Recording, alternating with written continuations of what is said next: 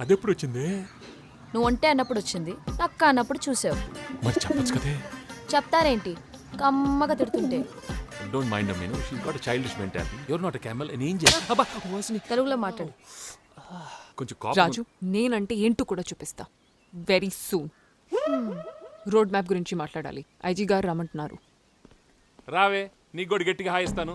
చాలే దాన్ని తిట్టావుగా, నా కడుపు నిండిపోయింది. ఇప్పుడు నీ కడుపు నిండేలా కమ్మగా నెయ్యి వేసి ఆవకాయ కలిపి అన్నం తెస్తా.